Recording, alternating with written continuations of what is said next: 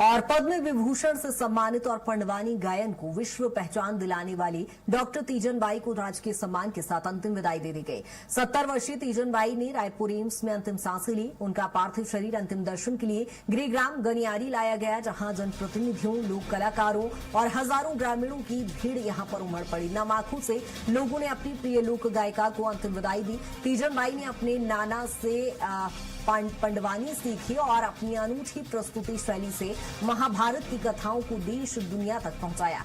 भारतीय लोक संस्कृति में उनके योगदान को सदैव याद किया जाएगा। और ये तस्वीरें जहां नम आंखों से लोक कलाकारों ने, और न सिर्फ छत्तीसगढ़ में इस समय शोक की लहर है बल्कि पूरे देश में इस समय शोक की लहर है, जहां प्रधानमंत्री नरेंद्र मोदी ने भी अपनी शोक संवेदनाएं व्यक्त की है। खुद छत्तीसगढ़ के मुख्यमंत्री एम्स पहुंचे, जहां उन्होंने शोक संवेदनाएं व्यक्त की और राजकीय सम्मान के साथ उनका अंतिम संस्कार किया गया, अंतिम विदाई उन्हें दी गई। जहां आपको बता दें कि अंतिम दर्शन के लिए यहां पर लोगों की भीड़ जमा हो गई, जहां लोक कलाकारों में भी इस समय शोक की लहर देखी जा रही है। नम आंखों से तीजन बाई को अंतिम विदाई दी गई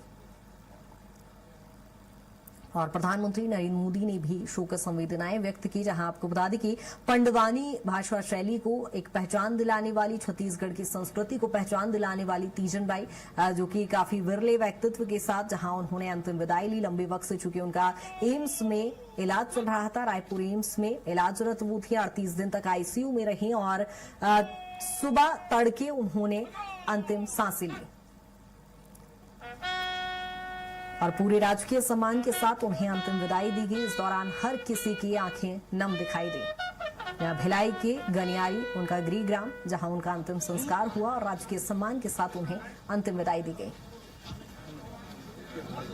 वो मंचन से पूरा पंडवानी के पूरा विश्व में जो प्रचार हुई, ओखर से जाते तो स्वर्गीय तीजन बाई जाते हैं और कला जगत में बहुत बड़े क्षति है। छत्तीसगढ़ के नाम पूरा देश दुनिया में करीस ऐसे तीजन बाई के जाना आज कला जगत, छत्तीसगढ़, यहाँ के सब लोगों पर बहुत बड़ी क्षति है। क्षति कोई पूरा नहीं कर पाए।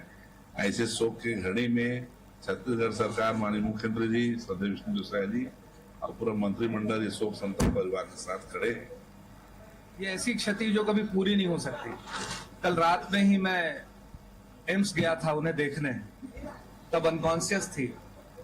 जो चेतना का पुंज हो उनको शांत देखना बड़ा दुखदाई होता है। मेरी बहुत सारी यादें हैं। माननीय मुख्यमंत्री जी के निर्देश पर मैं कल रात में देखने गया था। मैं गया, उनके परिजनों से बात भी कराई थी मैंने, डॉक्टर से भी मैंने चर्चा की थी। तब तक ये अंदाजा नहीं था कि ऐसी खबर आज सुबह सुबह सुनने को मिलेगी। दीदी का जाना छत्तीसगढ़ में कला संस्कृति की जो गंगा उन्होंने बहाई है, उस गंगा में डुबकी लगाने वाले कलाकार बहुत हैं। लगता है कि हमारी व्यक्तिगत तो पारिवारिक क्षति हो गई तीजन बाई के जाने से, लेकिन मैं आपको बता दूं कि तीजन बाई जी शरीर से चले गई, लेकिन उनकी यादें, उनके संगीत, उनके विचार जो है उसका अनुसरण करके नए कलाकार जो है छत्तीसगढ़ की माटी को आगे बढ़ाने का काम करेंगे। और देखिए वो गीत भी थोड़ा थोड़ा याद आता है चोला माटी के, वो जो गीत था कि सबको जाना है एक दिन, तो एक दिन सबको जाना है, लेकिन उनके जाने से जो दुख है, जो आंखों में आंसू है, जो भावुक है हम सब, वो कहीं ना कहीं पीड़ादायी है।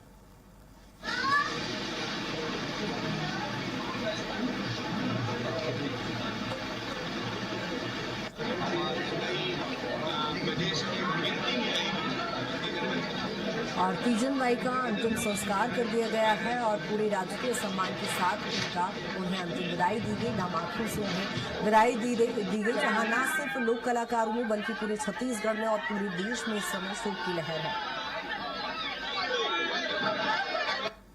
उनके जाने से अपूर्णी क्षति हुई है, क्योंकि वो पाटन क्षेत्र के जितिया भी थी और बोरिया भी, ससुराल भी यहीं, मायके भी यहीं।